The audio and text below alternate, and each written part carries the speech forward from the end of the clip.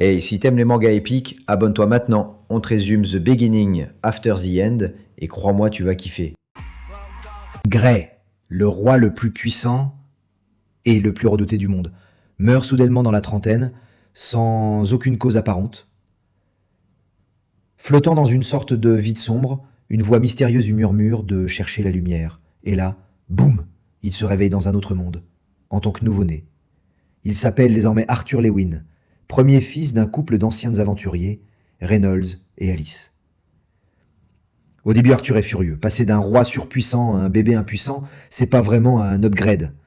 Mais très vite, il découvre que dans ce monde, les humains utilisent une énergie fascinante, la magie. Déterminé à devenir fort pour se protéger, Arthur se met à apprendre tout ce qu'il peut.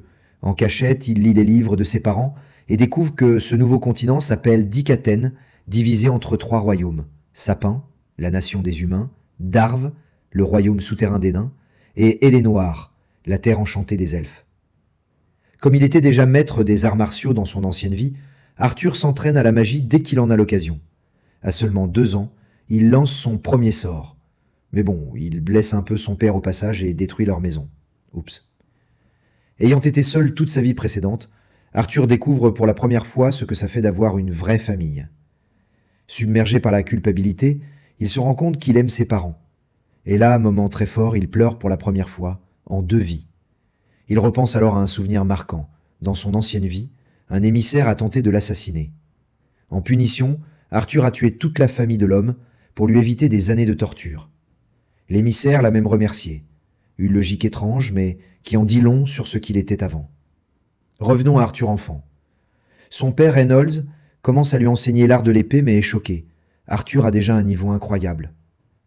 Réalisant qu'ils ne sont plus à la hauteur pour l'entraîner, Reynolds et Alice décident de déménager à Zero City pour lui trouver un vrai mentor. Pour le voyage, ils engagent leurs anciens camarades de guilde, les Twin Horns, une équipe d'élite. Arthur apprend au passage que sa maman, Alice, est une mage émettrice, un talent rare capable d'utiliser la magie de soin. Un des membres, Adam, teste Arthur au combat. Malheureusement, Arthur perd, il n'a pas encore l'habitude de se battre avec un corps d'enfant. Mais Jasmine, une éclaireuse du groupe, remarque qu'il utilise le ki dans ses jambes pour courir plus vite. Impressionnée, elle lui offre un couteau en cadeau.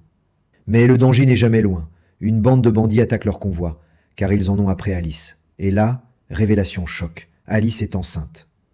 Reynolds fonce dans la bataille et dans le chaos, Arthur est projeté d'une falaise. En tombant, il s'accroche à l'ennemi grâce au couteau offert par Jasmine afin de sacrifier sa chute pour sauver sa mère et son futur petit frère ou petite sœur. À cet instant, il comprend pourquoi l'émissaire l'avait remercié autrefois. Il ressent une vraie paix intérieure, prêt à mourir s'il le faut. Dans la grotte, Sylvia révèle à Arthur une forme avancée de magie, un moyen d'absorber l'énergie de l'environnement pour lancer des sorts, sans jamais s'épuiser. Incroyable, non? Mais attention, elle refuse de lui enseigner quoi que ce soit tant que son cœur reste rempli de haine. Au fil du temps, Arthur réfléchit à son passé et comprend qu'il ne peut pas répéter les erreurs de son ancienne vie faite de violence et de solitude. Il prend alors une décision forte. Désormais, il utilisera sa force pour protéger les autres. Pendant ce temps, un autre monstre identique à Sylvia la cherche activement.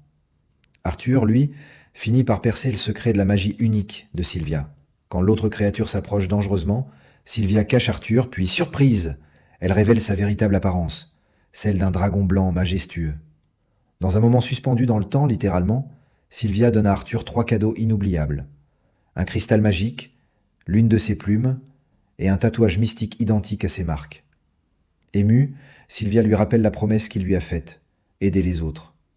Arthur, le cœur serré, la remercie et l'appelle sa grand-mère adoptive. Dans un ultime geste d'amour, Sylvia utilise le reste de sa magie pour le téléporter le plus près possible de ses parents. Puis, elle libère sa puissance et attaque l'autre monstre dans une explosion titanesque. La grotte s'effondre. Arthur se réveille seul, perdu dans la forêt. Il doit survivre et retrouver ses parents. Et là, à peine remis sur pied, il tombe sur un convoi de trafiquants d'esclaves avec à leur bord une jeune elfe. Ni une ni deux, il passe à l'action. Il élimine plusieurs ravisseurs dans des attaques éclairs, mais leur chef, un puissant mage, lui donne du fil à retordre. Après un duel magique intense, Arthur parvient à le vaincre. La fillette lui rappelle quelqu'un qu'il a connu autrefois. Il veut la raccompagner chez elle, à Elenoir, mais elle est trop jeune pour voyager seule. Alors, Il décide de l'y accompagner lui-même. Elle s'appelle Tesha Eralit et rêve de devenir une grande mage. Pendant leur périple, Arthur découvre qu'un loup apprivoisé par les esclavagistes les suit en secret. Il reste donc vigilant, mais entre les douleurs de son monocorps qui s'aggravent et l'agacement de ne pas pouvoir chercher ses parents, Arthur commence à perdre patience.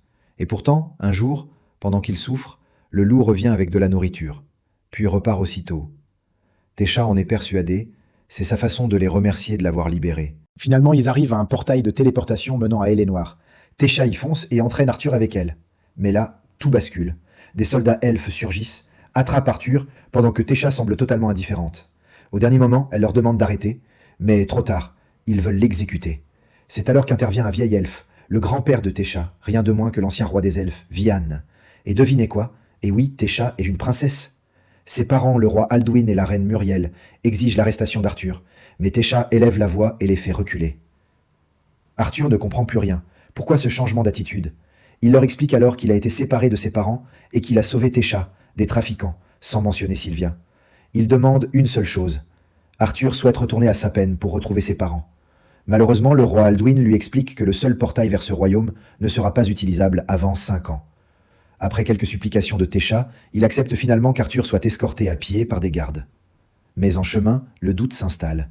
Et si ses parents ne voulaient plus de lui? Heureusement, Tesha le secoue un peu, et il réalise qu'il se laisse emporter par des pensées absurdes. Il doit rester fort. C'est alors que Vianne réapparaît et lui lance un défi. Un duel. Il veut comprendre comment ce jeune garçon a pu vaincre des esclavagistes tout seul. Et devinez quoi? Arthur gagne. Mais Vianne, têtu comme pas deux, réclame un second combat, jusqu'à ce que Tesha l'arrête en le traitant de gamin.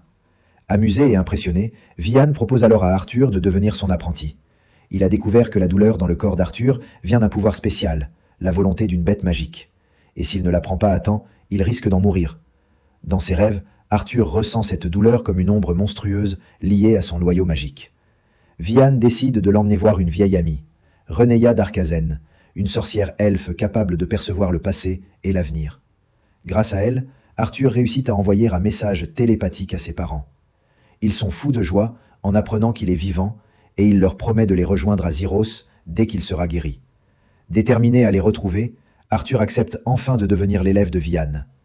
Tesha, elle, décide de lui faire visiter Elenoir. Mais il tombe sur des enfants jaloux, dont Fitzar, un faux ami de Tesha, qui la manipulait. Furieux qu'elle préfère Arthur, Fitzar le défie en duel. Arthur accepte, pour ne pas déshonorer Vianne, et le met KO d'un seul coup de poing. Le lendemain, l'entraînement commence. Arthur devient apprenti dompteur de bêtes, bien décidé à tout apprendre de son nouveau mentor. 3 ans plus tard, Arthur et Tesha ont bien grandi et sont désormais bien plus puissants qu'avant. Et toi, oui toi le fan de manga qui regarde encore, si t'as kiffé ce résumé, abonne-toi tout de suite à la chaîne pour ne rien rater des prochains épisodes. Active la cloche pour être le premier à plonger dans la suite des aventures d'Arthur. Allez, on t'attend dans la team.